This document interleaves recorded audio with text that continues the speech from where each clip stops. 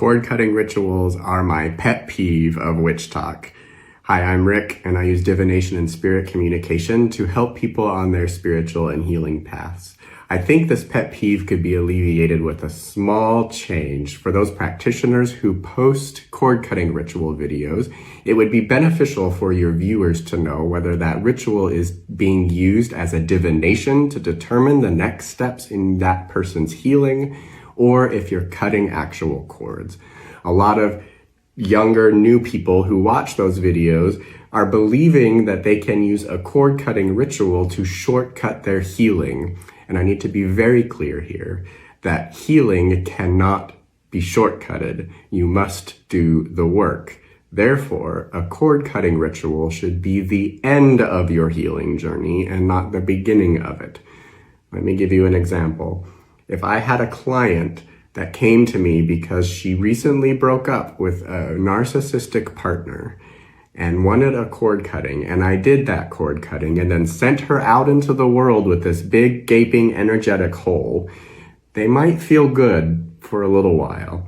But inevitably what will happen is a little while later, they're going to feel like something's missing, and they will be searching for that thing that's missing. And they will either find that cord that was originally cut to begin with and plug it back in, or worse, if they're surrounded by one narcissist, they're surrounded by many. And so what will happen is that narcissist will see that and go into that savior mode and say, "Oh, my dear, here, plug me in and I'll make it all better for you."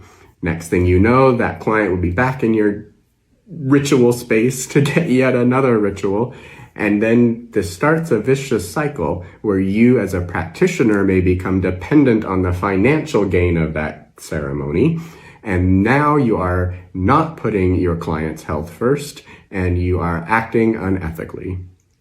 Occasionally, a client will come to me who has done the work for months or years and still feels this little pinprick of energy on occasion, where they'll be going about their day and all of a sudden they might describe it as a ping that throws them into turmoil and back to the past. In that case, when the work is almost done, it could very well be that a cord cutting ritual would assist them. But most of the time, those cords die off on their own as they are starved for attention, and a cord cutting ritual does not need to even be done. If you are not a practitioner, but you are interested in cord cutting ceremonies as part of your healing path, doing one yourself with the intention that it is a divination and not an actual cord cutting might be just the shift that you need to find success in healing in that ceremony, instead of causing additional damage that could result from being not energetically prepared for that removal of that cord.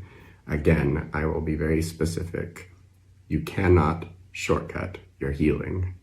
And a good spiritual practitioner will use their spiritual gifts to help you along in that healing and to give you motivation and direction in that healing when you are feeling unclear.